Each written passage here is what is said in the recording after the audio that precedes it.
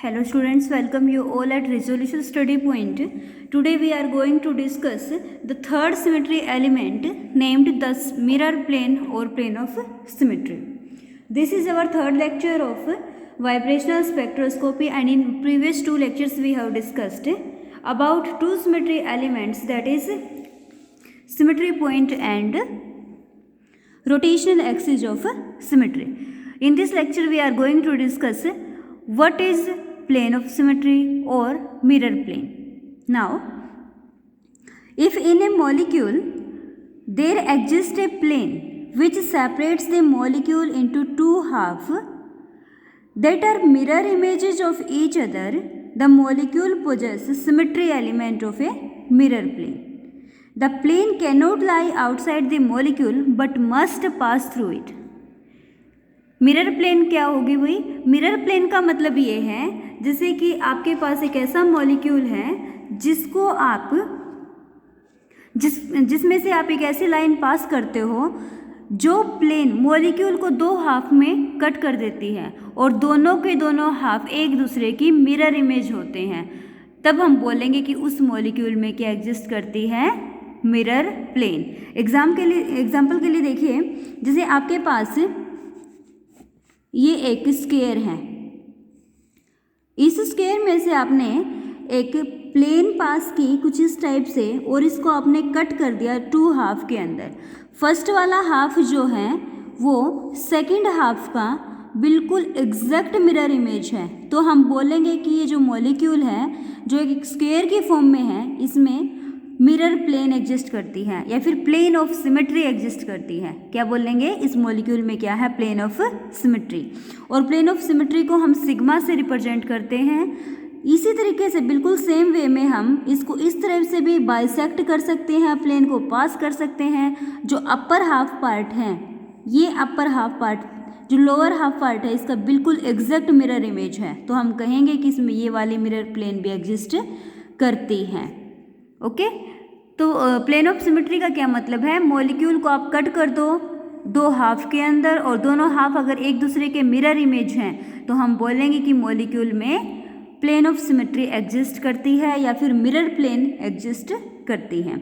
अब हमने ये नोट करना है कि जो सिग्मा होती है, जो कि प्लेन ऑफ सिमेट्री होती है, ये मॉलिक्यूल के आउटसाइड नहीं होगी बल्कि मॉलिक्यूल के इनसाइड होती है. ओके, एग्जाम्पल के लिए देखिए, एग्जाम्पल के लिए मैं आपको एक एग्जाम्पल देती हूँ क्योंकि हमें तो केमिस्ट्री में पढ़ना है प्लेन ऑफ सिमेट्री को, और केमिस्ट्री में हम जनरली मॉलिक्यूल्स के फॉर्म में सिमेट्री को समझते हैं. मॉलिक्यूल्स हमने लिया BCl3. अब आपको पता है कि BCl3 जो मॉलिक्यूल है इसकी शेप होती है ट्राइगोनल प्लेनर. Trigonal planar. अब हमें ये देखना कि जो BCl3 मॉलिक्यूल है इसमें कितने टाइप के प्लेन ऑफ सिमेट्री एग्जिस्ट करती हैं और कितनी होती हैं. BCl3 की शेप प्लेनर ट्राइगोनल प्लेनर है, तो हम कैसे लिखेंगे BCl3 को? ये बोरोन क्लोरीन ट्राइंगुलर प्लेनर लिख दो. ठीक है. अब देखिए, अगर हम एक ऐसे प्लेन को पास करते हैं जो क्लोरीन और ब्रोमीन से तो पास होती है और इन दोनों को रिफ्लेक्ट करवाती है, तो ये क्या हो जाएगी? एक प्लेन हो जाएगी. ये क्लोरीन और बोरोन से तो पास हो गई है और इस क्लोरीन को इससे रिफ्लेक्ट करती है, तो हम बोलेंगे कि इसमें ये प्लेन एग्जिस्ट करती है. बिल्कुल सिमिलर वे में अगर हम इस वाले क्लोरीन और बोरोन से एक प्लेन पास कर दें तो ये वाली जो प्लेन होगी ये इस वाले क्लोरीन और इस वाले क्लोरीन को रिफ्लेक्ट करेगी, तो ये भी एक प्लेन एग्जिस्ट होगी. नेक्स्ट केस में हम यहाँ से भी एक प्लेन पास कर सकते हैं जो क्या करेगी? इन दोनों क्लोरीन को रिफ्लेक्ट करेगी. इसका मतलब ये है कि जो BCl3 मॉलिक्यूल हैं इसके अंदर 3 सिग्मा एग्जिस्ट करती हैं और इन सिग्मा को हम सिग्मा V बोलते हैं, vertical plane of symmetry. Generally जो प्लेन ऑफ सिमेट्री होती है ये दो टाइप की होती है, एक तो सिग्मा V, दूसरा सिग्मा H.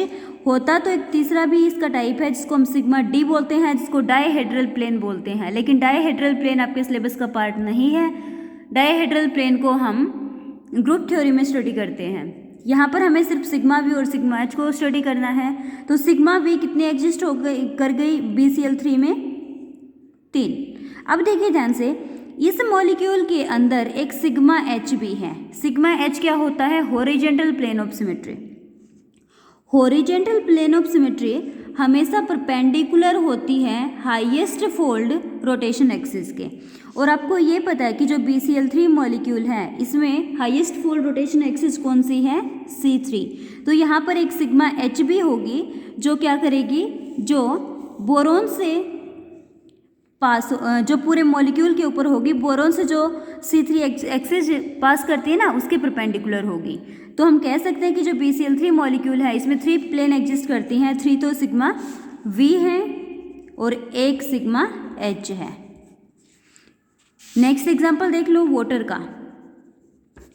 वाटर जो मॉलिक्यूल है इसके अंदर भी सिग्मा V एग्जिस्ट करेंगी। कैसे? देखिए, वाटर की बेंट शेप होती है, V शेप होती है, इसके ऊपर 2 लोन पेयर होते हैं कुछ इस टाइप से। तो यहाँ पर अगर हम एक प्लेन पास कर दें जो कि ऑक्सीजन से पास हो जाए और इस वाले हाइड्रोजन को इस वाले हाइड्रोजन से रिफ्लेक्ट कर दे, तो हम बोलेंगे कि इसमें सिग्मा V एग्जिस्ट करेगी। ओके, दूसरी इसकी जो प्लेन होगी वो भी सिग्मा V होगी, क्योंकि हाईएस्ट फोल्ड की जो रोटेशन एक्सिस है वो C2 होती है जो कि ऑक्सीजन से पास होती है। तो वाटर में 2 तरह की सिग्मा V होंगी, sigma V and sigma V dash. Okay, now आपकी बुक में क्या क्या एग्जाम्पल दे रखे हैं ये भी देख लेते हैं। एग्जाम्पल के लिए देखिए, हमने अभी डिस्कस किया कि मिरर प्लेन क्या होती है। मिरर प्लेन के अंदर एक मॉलिक्यूल को हम कट करते हैं 2 पार्ट्स में, दोनों हाफ एक दूसरे के मिरर इमेज होते हैं। तो हम बोलेंगे कि उस जो मॉलिक्यूल है उसके अंदर जो सिमेट्री एलिमेंट है वो क्या है? मिरर प्लेन या फिर plane of symmetry. Plane of symmetry कभी भी मॉलिक्यूल के आउटसाइड नहीं होगा, बल्कि हमेशा क्या रहेगा? Inside the molecule. नाउ हमने एक एग्जांपल लिया है। सपोज करो आपके पास एक मॉलिक्यूल है कुछ इस टाइप का। जब हम इसका मिरर में रिफ्लेक्शन देखेंगे तो ये मॉलिक्यूल आपको इस टाइप का दिखाई देगा, दोनों एक दूसरे के मिरर इमेज हैं। तो हम बोलेंगे कि इस मॉलिक्यूल की ये प्लेन है। ओके, नाउ नेक्स्ट एग्जांपल आपका है BCl3 का, जो हम ऑलरेडी एग्जिस्ट कर चुके हैं। हमने बताया था कि इसके अंदर 3 सिग्मा V होंगे और एक सिग्मा H होगा। Sigma H always and always कहाँ से पास होगा? Perpendicular to the highest fold of rotation axis. और सिग्मा V कितनी होंगी? 3। ये तो इसने एक ही सिग्मा V दिखाई है, आप ऐसे दूसरी भी दिखा सकते हो और तीसरी भी दिखा सकते हैं। तो आई होप आपको समझ में आ गया होगा कि मिरर प्लेन या फिर प्लेन ऑफ सिमेट्री क्या होती है।